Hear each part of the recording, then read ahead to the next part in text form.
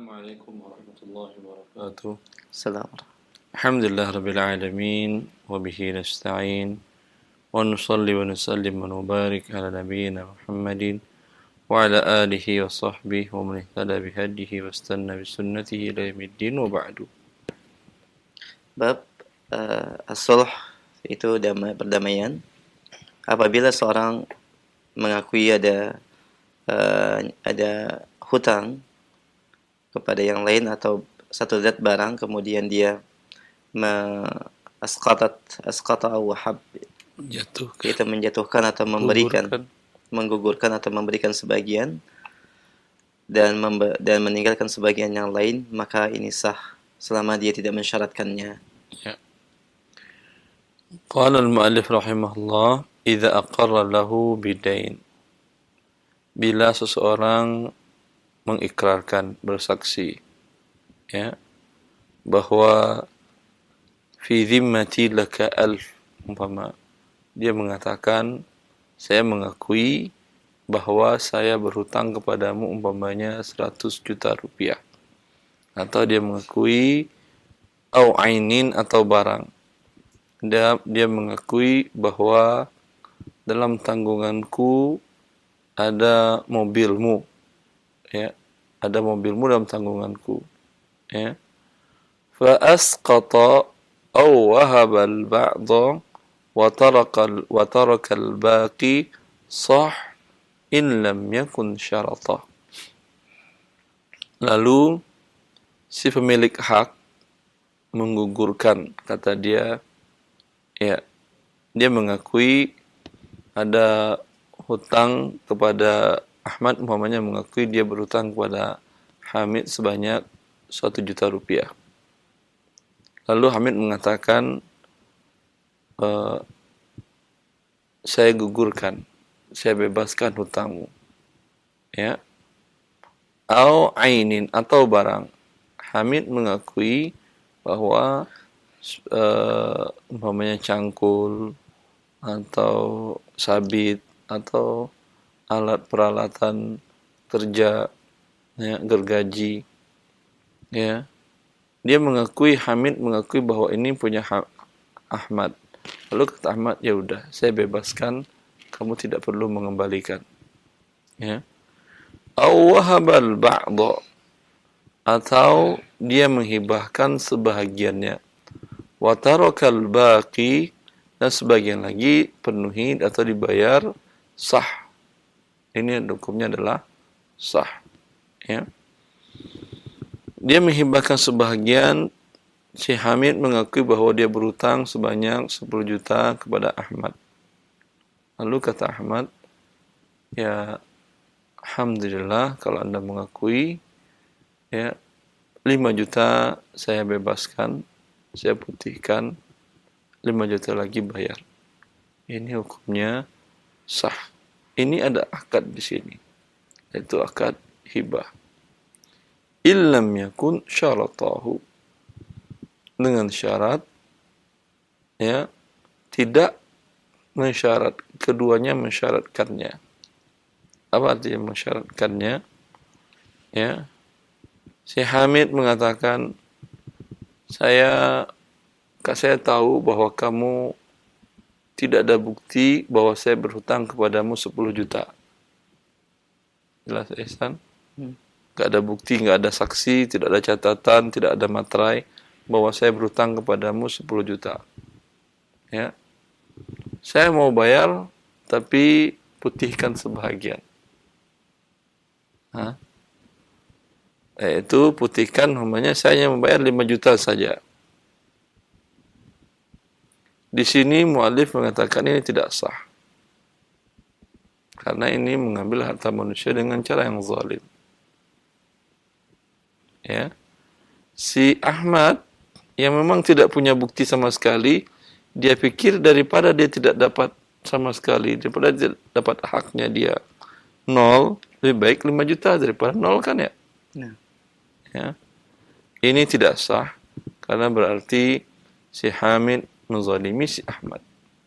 Ini yang dijelaskan oleh mu'allif dalam mazhab.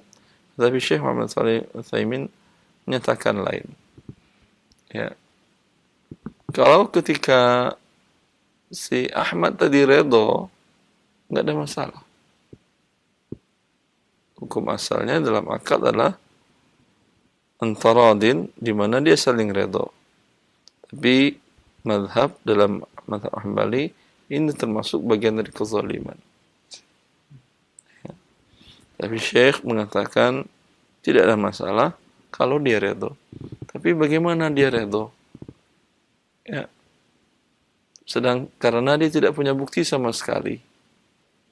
Ya. Kecuali dia sampaikan baik-baik, kata Hamid, Ahmad, saya ada hutang kepadamu 10 juta dan saya tahu kamu tidak punya bukti sama sekali. Maukah kamu memutihkan sebagian 50%? Ya. Ini seperti ini memang tidak mensyaratkan. Kalau tadi beda, dia mensyaratkan. Saya tak akan bayar, ya, kecuali kamu putihkan 50%. Ya. Baik, masalah. In lam yakun syaratahu wa mimman la yasihhu tabarru'uhu. Dan selama tidak dari orang yang tidak sah untuk membebaskannya. Ya. Tidak sah juga kalau akad suluh tersebut muncul dari orang yang tabarruknya tidak sah. Apa orang tabarruknya tidak sah? Siapa dia? Anak kecil yang belum balik, berakal, ya, atau orang yang tidak berakal, ya, maka ini akad suluhnya tidak sah. Wasilah Syekh. Wa in wada'a ba'd ad-dain al-hal wa ajal baqihi sah al-isqat faqat. Dan apabila dia meminta wa in wada'a, bila dia memutihkan sebagian hutang yang tunai, dan kemudian menyelesaikan yang selainnya dengan menunda, maka itu sah al-isqat faqat, yaitu penggugurannya saja. Ya. Wa in wada'a ba'd al-hal wa ajjala baqiyahu sah al-isqatu faqat. Dan jika dia menggugurkan sebahagian hutang tunai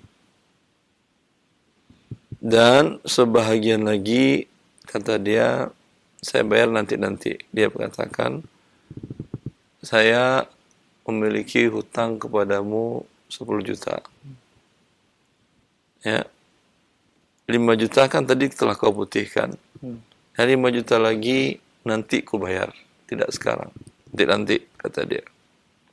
Sahal isqatu faqat. Pengguguran pemutihan tadi sah. Adapun memundurkan hutang tidak sah.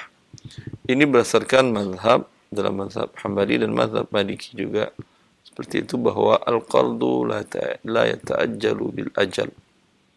Bahwa suatu akad pinjam meminjam walaupun dia sudah menentukan waktu pembayaran, akan tetapi si pemberi pinjaman berhak meminta kapanpun juga, dan si penerima pinjaman wajib membayar kapanpun juga. Oleh karena itu di sini yang sah hanya pengguguran pemutihan hutang, adapun penundaan tidak, artinya bayar sekarang juga. Dan ini mazhab sebagian mazhab para ulama, ya. Karena umpamanya dia mengatakan pinjam saya uang, insya Allah saya bayar nanti ketika gajian bulan depan, sekitar 25 hari lagi. Baru 5 hari ternyata yang minjamkan uang tadi menagih. Apakah boleh seperti ini atau tidak? Dalam hal ini seperti kita katakan tadi, ada perbedaan khilaf para ulama. Sebagian para ulama mengatakan, dan ini pendapatnya lumayan kuat, mengatakan boleh dia minta, ya, berbeda dengan jual beli tidak tunai. Kalau jual beli tidak tunai sudah disepakati tanggal pembayaran, maju dia minta, itu akan berdampak kepada harga berubah. Tapi kalau pinjam uang, Hamid meminjamkan uang 100 juta kepada Ahmad. Boleh dapat tambahan atau tidak, Saudara Ihsan? Tidak. Tidak boleh. Berarti si Hamid sudah berbuat baik memberikan 100 juta kepada Ahmad untuk kebutuhan Ahmad. Yang di waktu itu dia tidak mengira dia akan butuh dalam waktu dekat. Ya. Sehingga ketika Ahmad mengatakan nanti bulan depan saya bayar, insya Allah salah satu aset saya jual, mungkin mobil, mungkin tanah, apapun yang bisa kejual, insya Allah saya bayar. Ya. Qadar Allah, 3 hari setelah itu Hamid butuh uang itu. Umpamanya anaknya sakit, ya, atau anaknya tidak terencana terjadi sesuatu dan dia butuh uang. Ya. Boleh nggak dia meminta uang piutangnya tadi? Ya boleh lah. Dia tidak mendapatkan imbalan 100 juta tanpa ada pertambahan. Ya. Kemudian kesempatan dia menggunakan uang telah hilang selama 1 bulan. Dia berarti sudah berbuat baik. Ma'alal muhsinina min sabil. Orang yang telah berbuat baik tadi harusnya tidak boleh mendapatkan balasan yang tidak baik. Ya. Harusnya si yang meminjam tadi berusaha mengembalikan bagaimanapun juga. Berbeda kalau jual beli. Anda menjual motor dengan cara tidak tunai, tentu harga lebih mahal. Jelas? Umpamanya pembayaran 2 tahun, motor yang harga 10 juta, ada jual umpamanya 14 juta. Berarti kan ada pertambahan 40%. Kalau kemudian sebulan setelah itu Anda minta lunasin, tentu harganya berbeda lagi. Ya. Ya, itu kalau dalam akad dain atau dalam hutang karena jual beli. Tapi hutang karena pinjam qard, ya, ini pendapat sebagian para ulama, dan sebagian lagi mengatakan bila sudah disepakati waktunya, ya, maka dia harusnya memenuhi janjinya. Tapi yang kita katakan bukan dia tidak memenuhi janjinya, ya, maka wallahu a'lam, saya lebih cenderung untuk merajihkan pendapat Hanabilah dan Malikiyah tadi. Dia sudah berbuat baik, ma'alal muhsinina min sabil, kata Allah. Orang telah berbuat baik, jangan mendapat perlakuan yang tidak baik. Ya. Wallahu ta'ala. Jazakumullah khairan Ustaz dan pendengar serta pemirsa JTV, demikian beberapa poin dari pembahasan suluh yang dibahas dan disyarah oleh Ustaz dari perkataan mu'alif dalam kitab Zadul Mustaqnif fi Ikhtisar al-Muqni. Kita berikan kesempatan untuk berinteraksi secara langsung untuk memperdalam pembahasan, atau bagi Anda yang ingin bertanya terkait dengan bab muamalah yang lain, Anda bisa menghubungi kami. Kami akan terima via telepon terlebih dahulu, silakan. Baik, halo. Halo, assalamualaikum. Waalaikumsalam warahmatullahi wabarakatuh. Dengan siapa, di mana? Dengan Ari di Solo, Padang. Baik. Silakan Ari. Silakan Pak Ari. Ini pertanyaannya agak menyimpang, Ustaz. Sebenarnya udah lama mau bertanya, cuman susah masuknya, Ustaz. Masya Allah. Jadi, Ustaz, masalah hukum sewa menyewa rumah kepada orang yang tukang kredit itu, Ustaz, kredit elektronik itu, hukumnya bagi yang menyewakan apa, Ustaz? Itu aja, Ustaz. Kredit elektronik maksudnya bagaimana, Pak Ari? Gimana, Ustaz? Kredit elektronik maksudnya bagaimana? Kayak orang leasing itu kali, Ustaz, ya? Enggak tahu saya. Jadi dia menyewakan rumah itu kebetulan rumah mertua, tapi kita yang itunya Ustaz, melaksanakannya gitu loh. Tanggung jawab itu. Jadi kita menyewakan ke orang-orang kredit itu. Orang kredit itu, kalau yang dimaksud Anda dengan kredit, jual beli tidak tunai dan tidak ada pertambahan keterlambatan, hukum asalnya boleh. Tapi kalau kredit, sebentar, belum selesai saya. Kalau kreditnya itu adalah Anda ingin beli motor, atau ingin beli mobil, atau ingin beli rumah, pinjam uang ke leasing dan dibayar berlebih, itu orang kredit ini berarti tukang riba. Kalau tukang riba, uangnya tidak halal.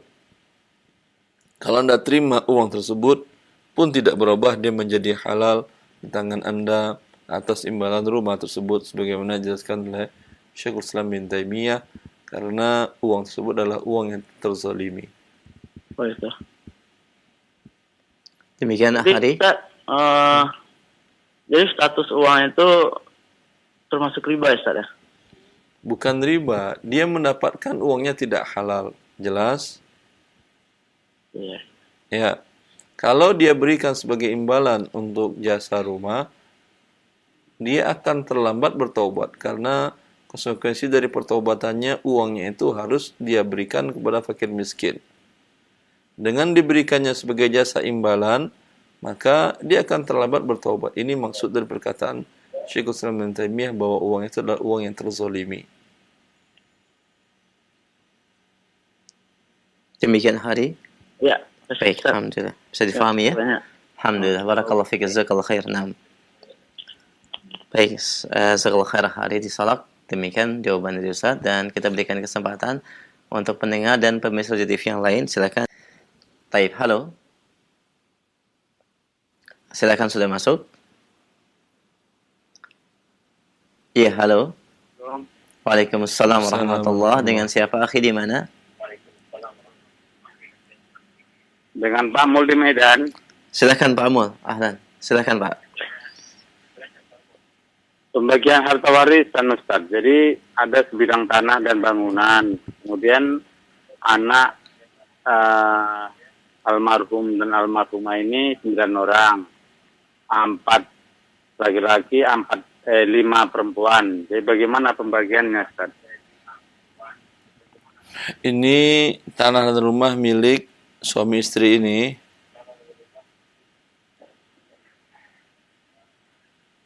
Iya Ustaz. Pak Mul.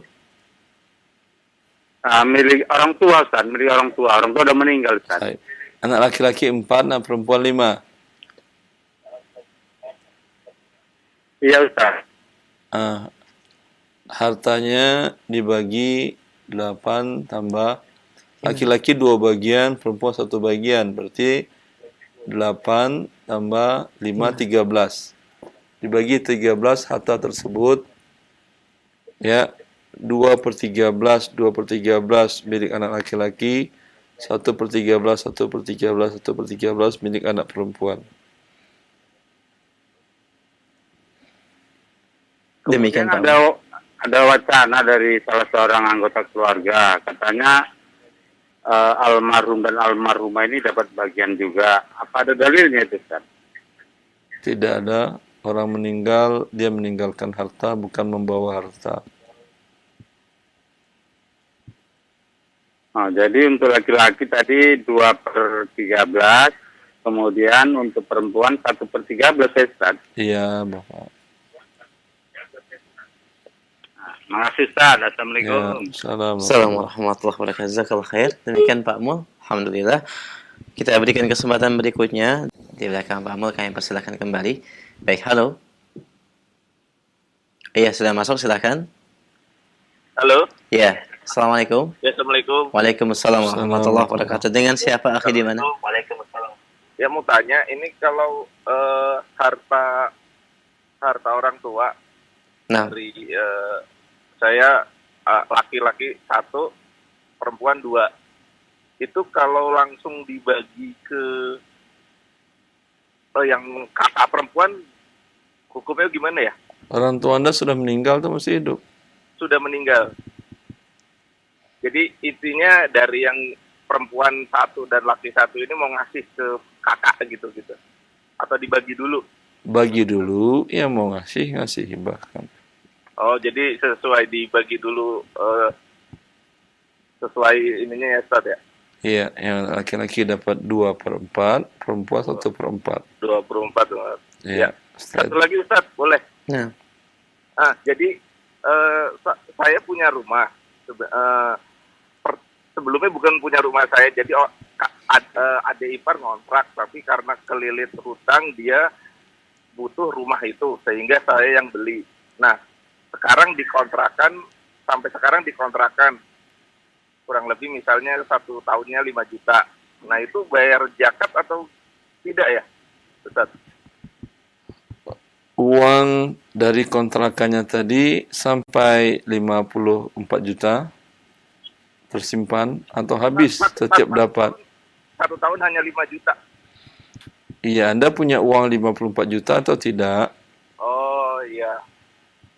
Tidak punya. Kalau tidak punya, tidak ada zakat. Dari rumah tidak ada zakatnya. Oh iya. Yang Anda dari hasil kontrakannya tadi. Nanti kalau dijual baru ada ininya, Ustaz. Dijual juga tidak ada, kecuali Anda di antara usaha Anda lah jual beli rumah. Oh iya. Tapi kalau udah jual karena butuh uang, itu bukan dagang namanya, tapi butuh uang. Oke, ya. Terima kasih, Ustaz. Ya, mungkin itu aja, Ustaz. Nah. Ya, Baik. Jazakumullah khair akhi, barakallahu fiik. Alhamdulillah. Ya, kita masih berikan kesempatan kembali via telepon dalam pembahasan muamalah. Kami berikan kesempatan berikutnya bagi pendengar dan pemirsa yang bertanya. Silakan. Halo. Halo, Assalamualaikum. Assalamualaikum warahmatullahi wabarakatuh. Dengan siapa, Umu, di mana? Di Muda di Raha. Di Geraha? Iya. Silakan. Di sini Pak Ustaz mau tanya, kalau mau pinjam uang di syariah dengan menggadaikan tanah atau barang-barang yang lain termasuk riba tidak? Wallahu a'lam. Kalau Anda pinjam uang dibayar berlebih, itu namanya riba. Dan produk seperti ini saya kira tidak ada di lembaga keuangan syariah. Ya. Karena mereka tentu ingin untung. Kalau untungnya riba, tentu mereka tidak mau. Maka yang sebaiknya adalah Anda jual aset yang Anda miliki daripada Anda menggadaikannya. Jelas, Anda jual aset tadi, Anda dapat uang, gunakan uangnya untuk kebutuhan, ya. Nanti kapan dapat rezeki lagi, beli aset yang lain.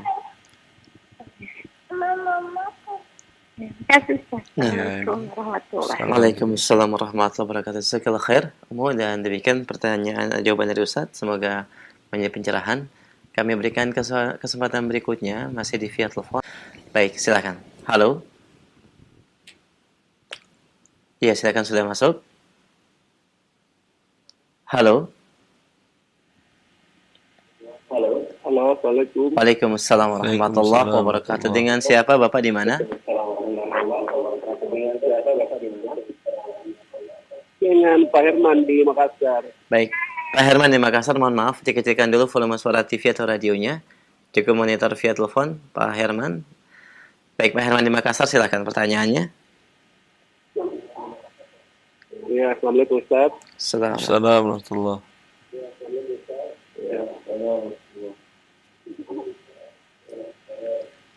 Silakan. Begini Ustaz, bagaimana itu kalau misalkan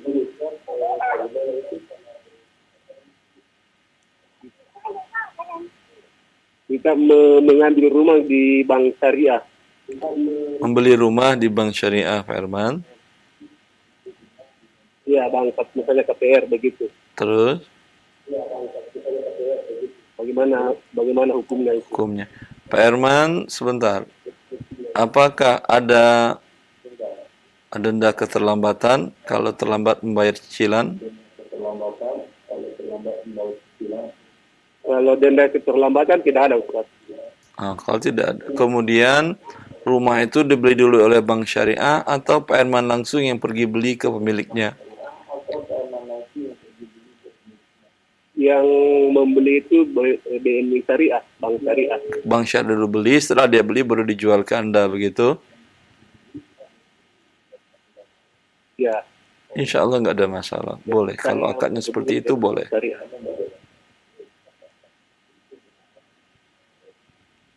kasih, Ustaz. Ya. Assalamualaikum. Waalaikumsalam warahmatullahi wabarakatuh. Jazakumullah khair, Pak Herman di Makassar.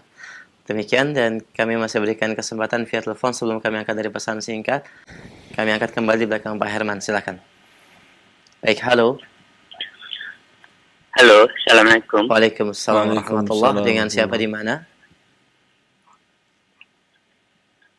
Dengan Abu Abrar di Jakarta, Ustaz. Baik, Abu Abrar, silakan. Silakan. Begini, Ustaz. 9 bulan yang lalu ayah anak ini meninggal. Ibu masih ada. Jadi ada beberapa harta yang berupa tanah, rumah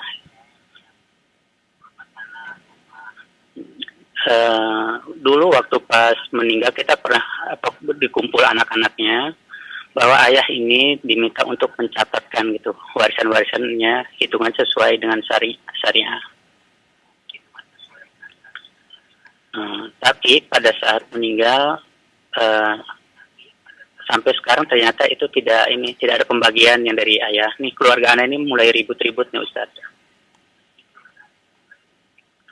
Anak yang paling anak kelima, kakak anak 3 laki-laki, 1 perempuan. Berarti 4 laki-laki, 1 perempuan. Ya. Istri betul.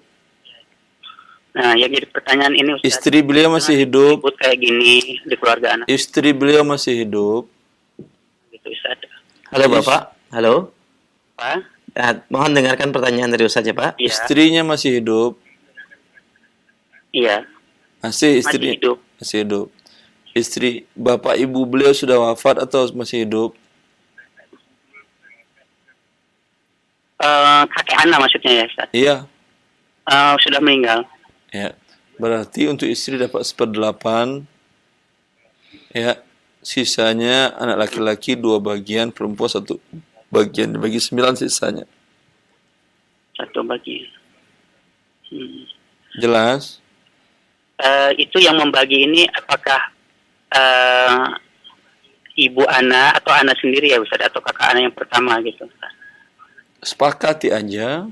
Kalau ada yang nggak setuju, bawa ke pengadilan agama.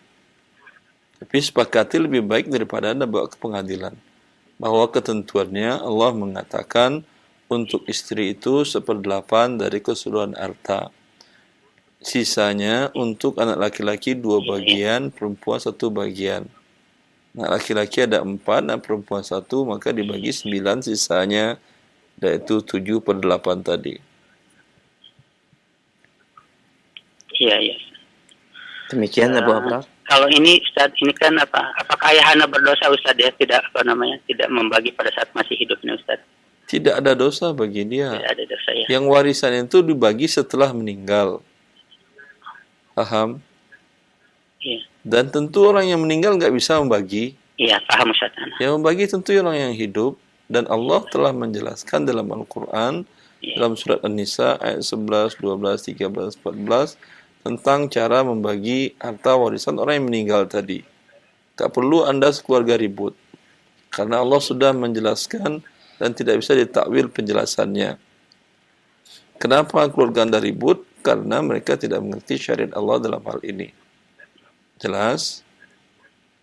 Apa yang saya katakan tadi untuk istrinya 1/8, sisanya untuk anak-anak, 2 bagian laki-laki, 1 bagian untuk perempuan, itu adalah dalam firman Allah Azza wa Jalla.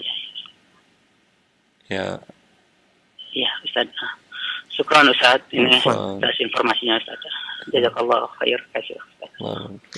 Wa iyyak wa jazakallahu khair Abu Abrar. Semoga Allah mudahkan dan barakallahu fik. Kami angkat kembali pertanyaan dari pesan singkat. Assalamualaikum warahmatullahi wabarakatuh.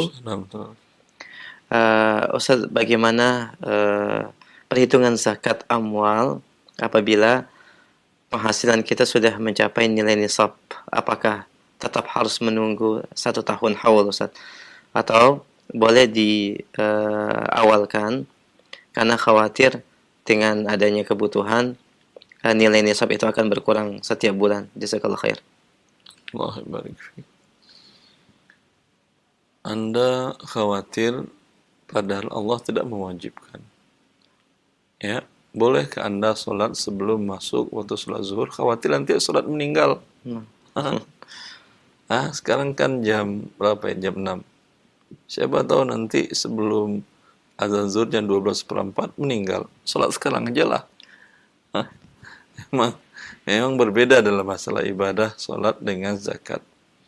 Kalau zakat, bila sudah sampai nisab, ya, itu boleh membayarkan zakat sebelum waktu wajibnya. Ya, umpamanya Anda sudah punya uang senisab, punya uang 50 juta rupiah. Ya, 25 gram emas mungkin senilai 50 juta kurang lebih. Sekitar 54 atau berapa. Umpamanya Anda punya uang 60 juta. Sekarang terima uang. Langsung Anda potong 2,5%. Ya. Ya, itu 1.200.000 umpamanya. Langsung Anda potong 2,5%. Maaf, 1.300.000. Anda potong 2,5% langsung sekarang, padahal belum masuk waktu wajibnya. Untuk zakat boleh. Berdasarkan Rasulullah SAW pernah meminta sahabat yang memiliki kemampuan lebih untuk membayarkan zakatnya 2-3 tahun ke depan. Ketika negara defisit anggaran dan membutuhkan biaya untuk perang. Ya. Jadi sering saya katakan bahwa Rasulullah SAW mengelola negara bukan dengan cara berhutang, dengan cara hutang riba. Ya. Akan tetapi para sahabat yang sudah ada kewajiban zakat, diperkirakan harta mereka banyak, diminta zakat 2-3 tahun ke depan. Kalau dia zakatnya umpamanya 1 triliun, bayar 3 triliun. Jadi 2 tahun ke depan, ya, zakat kamu tidak akan ditarik, disesuaikan pada waktunya. Ya, sehingga tidak ada hutang negara. Dan dalam kasus tadi, ketika dia terima uang umpamanya 100 juta, bonus atau apa, atau hasil dari dagang atau bisnis, milik dia sempurna. Sekarang kan belum jatuh tempo wajibnya. Tempo wajibnya adalah 354 hari dari hari dia menerima 100 juta tadi. Tapi dia ingin mengeluarkan sekarang. Ya, boleh. Ya, karena ini berkaitan dengan harta dan dicontohkan oleh Rasulullah Sallallahu Alaihi Wasallam. Bukan karena takut tidak wajib zakat. Ya, tapi kalau boleh. Seperti umpamanya Anda lihat kebutuhan kaum muslimin sekarang tinggi dan lapangan pekerjaan susah dan biaya hidup tinggi dan mahal, ya, maka Anda percepat pembayarannya sebelum temponya. Hukum asalnya adalah boleh. Wabillahi taufik. Nah, jazakumullah khair atas jawaban dan penjelasannya. Demikian pendengar yang bertanya, semoga jawabannya bermanfaat dan jazakumullah khairan. Kami angkat pertanyaan berikutnya dari pesan singkat. Assalamualaikum warahmatullahi wabarakatuh. Pertanyaannya, bolehkah kami atau saya memberikan sebagian besar harta kepada anak-anak dan kepada orang yang kita kehendaki, Ustaz, dari harta yang kita miliki? Atau ada bit atau batasan tertentu dalam permasalahan pemberian harta ini? Jazakumullah khairan. Barik fiik. Pada saat seseorang masih hidup, ya, Allah mensifati bahwa manusia itu wa kana al-insanu qatura. Manusia itu kikir dan bakhil. Nah, itu sifat manusia. Maka selagi dia masih hidup, tentu dia butuh biaya untuk hidup.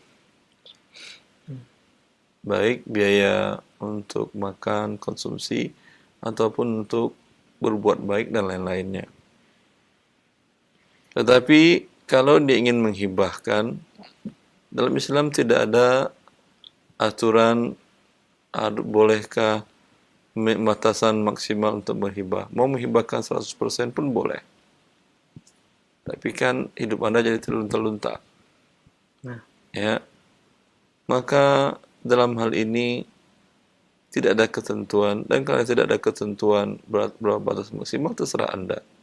Kalau Anda perkirakan bahwa aset yang ada sekarang, ada tanah, ada uang tunai, ada harta-harta yang lain, Anda perkirakan 5 hari lagi juga akan ada uang cair sekitar sekian banyak, cukup untuk sampai meninggal Anda.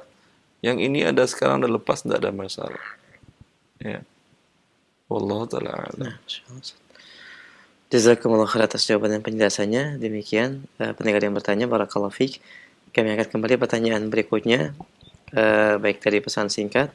Assalamualaikum warahmatullahi wabarakatuh. Ustaz, saya bekerja di sebuah klub golf. Tugas saya memonitor semua barang yang masuk, dan diantaranya ada alkohol dan whisky. Di setiap akhir bulan saya harus melakukan stok opnam terhadap barang-barang tersebut, dan dalam proses pengadaannya atau pembelian dari supplier harus pengetahuan saya dan saya harus approval. Bagaimana hukum gaji saya? Jazakallahu khair.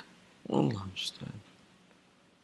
Ini gajiannya tidak halal ya, karena Anda menyetujui dan mengecek keberadaan barang-barang yang haram ini. Allah Ta'ala. Jazakumullah khair. Demikian pendengar yang bertanya. Ya, semoga Allah berikan kemudahan bagi antum untuk melepaskan perkara yang haram tersebut. Jazakumullah khairan. Kami angkat pertanyaan berikutnya. Assalamualaikum warahmatullahi wabarakatuh. Ustaz, bagaimana hukumnya jika istri meminjam uang ke orang lain tanpa sepengetahuan suaminya? Wajibkah suaminya melunasi hutang istri tersebut? Jazakallahu khair. Tidak ada kewajiban suami untuk melunasi hutang istrinya. Ya, istri memiliki dhimmah mustaqillah atau memiliki tanggungan sendiri. Suami memiliki lirijali nasibun mimma iktasabu wa linnisa'i nasibun mimma iktasabna, kata Allah. Laki-laki itu memiliki bagian dari apa yang dia usahakan, si perempuan memiliki bagian dari apa yang dia usahakan. Ya, maka dalam syariat Islam, suami berakad meminjam, menjual, membeli tidak harus izin istri. Begitu juga sebaliknya, istri berakad meminjam, menjual, membeli tidak harus izin suami. Tapi kalau mereka berdiskusi sangat baik, minta pendapat, minta arahan. Ya, umpamanya istri minta arahan kepada suami, saya ingin beli ini atau ingin jual ini, saya butuh meminjam ini dan segala macam. Ini sangat baik. Tapi kewajiban tidak ada. Sehingga ketika istri umpamanya terlilit hutang, apalagi kalau hutangnya hutang riba, ya, maka suami tidak ada kewajiban untuk melunasinya. Tapi bagian dari al-isyrah bil ma'ruf, al-mu'asyaratu bil ma'ruf, bagian dari hubungan baik suami istri seperti tadi yang kita anjurkan, ya, agar istri, bila istri ingin mengambil tindakan, suatu diskusi dengan suaminya, siapa tahu itu adalah diharamkan oleh Allah, dan sesuatu yang diharamkan oleh Allah bila terjadi dari salah seorang pasangan akan membuat murka Allah dalam rumah tangga tersebut. Istri umpamanya berbuat riba tanpa sepengetahuan suami atau sebaliknya, ya, pasti ketika mereka bertemu di satu rumah pasti ada yang tidak nyaman. Karena ada satu yang bermaksiat. Ya.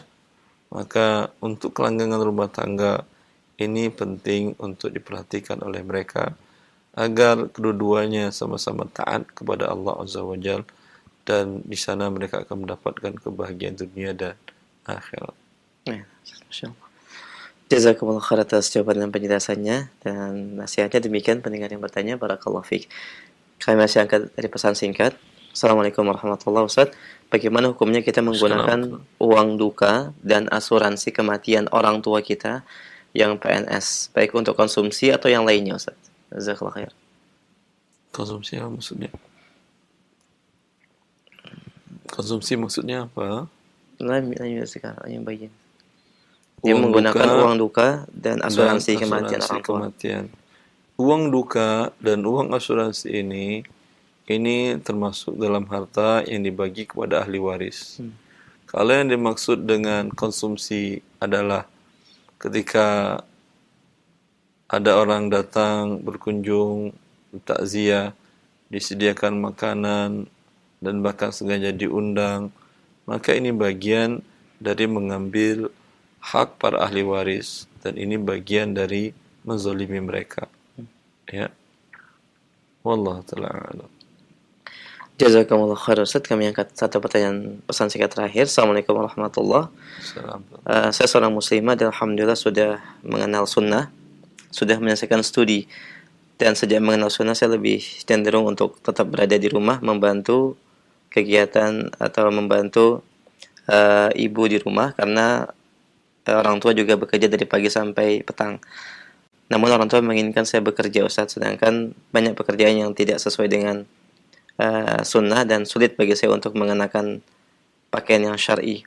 bagaimana saya harus lakukan, apakah tetap mentaati orang tua atau tetap bertahan dengan pakaian muslimah saya dan tetap berada di rumah. Jazakumullah khair. Allah barik fiik. Ya.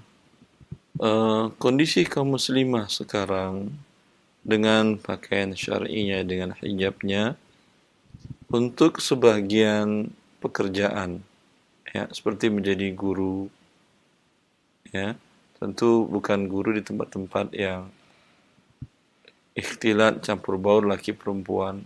Masih banyak sekolah-sekolah Islam yang membutuhkan guru-guru yang berkualitas, ya. Masih banyak kelompok-kelompok kaum muslimat yang membutuhkan para pembimbing yang berkualitas. Nah, kalau bisa Anda untuk menggabungkan antara ridho orang tua Anda dengan ridho Rabb Anda, maka sangat baik.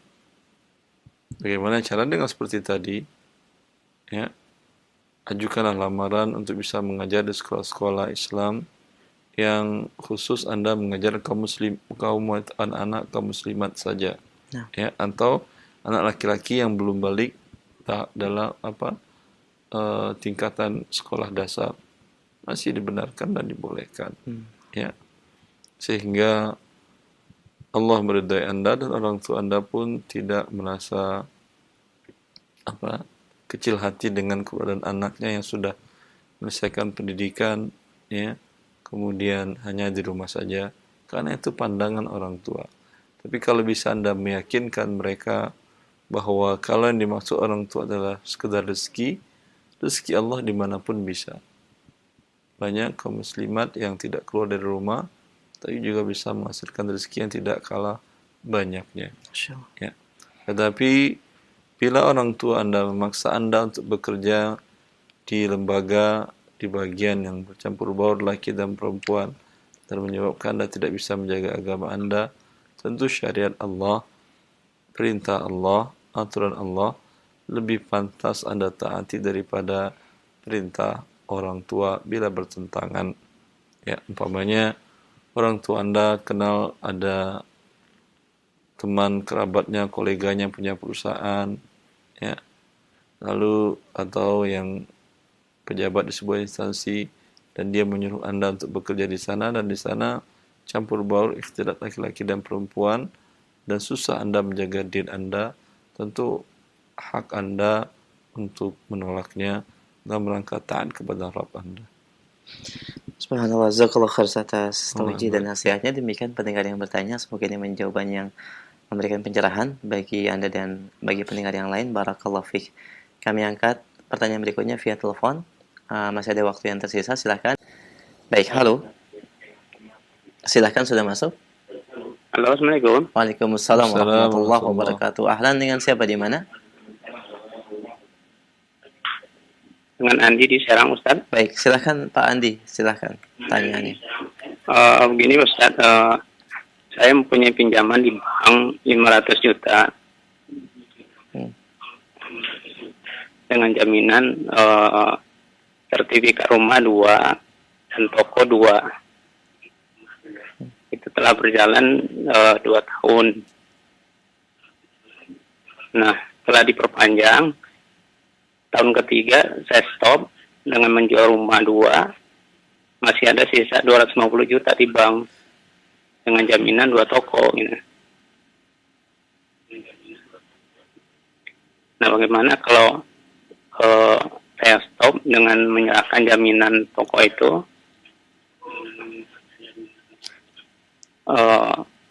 dengan hutang saya nggak saya bayar karena usaha saya sedang jatuh gitu, Ustaz.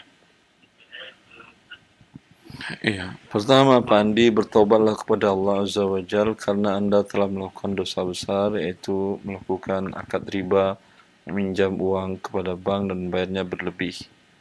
Dan Allah sudah memastikan dan menjanjikan kehancuran di dunia dan di akhirat bagi orang-orang yang melakukan riba tadi. Maka pertama yang harus Anda lakukan, bertobat kepada Allah Azza wa Jal dan berniat untuk tidak mengulanginya kembali. Kemudian kedua, mintalah kemudahan dari Allah Azza wa Jal untuk Anda bisa menyelesaikan hutang riba tadi, seperti yang Anda lakukan mungkin dengan menjual aset-aset yang digadaikan mungkin di bawah tangan, ya, jual ruko tadi di bawah tangan, kemudian bayar dengan uang tadi, ambil sertifikatnya dan serahkan sertifikatnya itu kepada pembeli di bawah tangan tadi, ya. Semoga dengan demikian kita dimudahkan oleh Allah Azza wa Jalla untuk bertaubat kepadanya. Dan kepada kaum muslimin yang belum terjatuh ke dalam perangkap riba ini, jangan sesekali berani untuk melanggar azab Allah, melanggar larangan Allah Azza wa Jalla, ya. Apalagi sekarang rayuan riba luar biasa. Setiap Anda buka handphone, banyak tawaran-tawaran pinjaman riba online segala macam. Itu semuanya dari riba. Ya. Jangan karena keadaan kondisi Anda dalam keadaan Allah menguji Anda dengan kesulitan, kemudian membuat Anda untuk bermaksiat kepadanya. Ya. Allah mengatakan, Rasulullah menyatakan, wala ij'alanna ahadukum istibta'a rizqihi ala yantahiku maharim Allah. Kama qala Nabi SAW. Janganlah terlambatnya pertolongan Allah menyebabkan kalian menentang atau menghancurkan, melanggar aturan-aturan Allah. Allah haramkan riba, ya, dan Allah uji hidup Anda dengan kesulitan. Kemudian rayuan-rayuan riba menggelayut ke tubuh Anda di pagi, siang, dan malam, dalam handphone Anda, ya, dalam setiap iklan-iklan masyarakat. Kemudian janganlah ini kemudian Anda anggap sebagai solusi.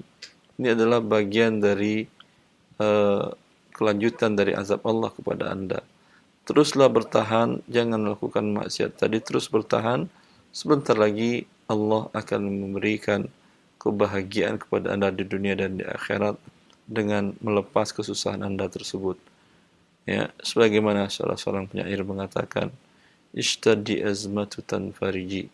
Kata dia, wahai sebuah krisis, teruslah membesar dan semakin berat, nanti engkau akan hilang. Bagaikan siang yang terang benderang itu munculnya setelah malam sangat gelap. Ya. Teruslah bertahan dan bersabar atas musibah yang menimpa kita. Kemudian yakinlah setelah itu Allah akan memberikan jalan keluarnya, yang dengan demikian Anda menjadi orang yang sukses di dunia dan di akhirat. Jangan terayu dengan perbuatan riba tadi. Bagi yang sudah terlanjur, bertobatlah kepada Allah Azza wa Jalla.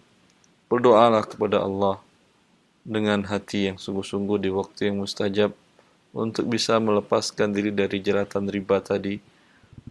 Walau Anda harus mengorbankan beberapa aset yang selama ini Anda dapatkan dengan susah payah, di rumah, kendaraan, dan lain-lainnya, demi untuk menggapai ridho Allah Azza wa Jalla. Dan orang-orang yang sudah terlanjur dalam riba ini, mereka sudah merasakan pahit getirnya dan perihnya terlibat dengan riba tadi. Ya. Semoga kita semuanya diselamatkan oleh Allah Azza wa Jalla di dunia dari hal untuk tidak bermaksiat kepadanya, dan di akhirat Allah masukkan ke dalam surganya. Wallahu waliyut taufiq. Alhamdulillah, jazakumullah khairan atas jawaban dan penjelasannya. Demikian pendengar yang bertanya, dan semoga ini menjadi jawaban juga dari beberapa pertanyaan yang sudah sampai juga dalam pesan singkat, dan semoga Allah berikan kita kebebasan dari perkara-perkara riba. Dan ini merupakan pertanyaan kami terakhir di kesempatan pagi ini, dan kepada Ustaz mungkin ikhtitam. Ya. Oleh karena itu, ikhwani wa akhwati fillah, pelajari syariat Allah sebelum melakukan tindakan apapun juga, agar penyesalan dan penyesalan tidak menghinggapi kita, tidak menyapa kita. Bila Allah haramkan itu, maka jangan pernah Anda berani untuk melakukan. Bila ternyata Anda tahu hukumnya halal, maka lakukan sesuai dengan syariat Allah Azza wa Jalla, sehingga kita merasakan hidup di dunia ini berbahagia dan di akhirat mendapatkan pahala dari Allah Azza wa Jalla. Wallahu a'lam.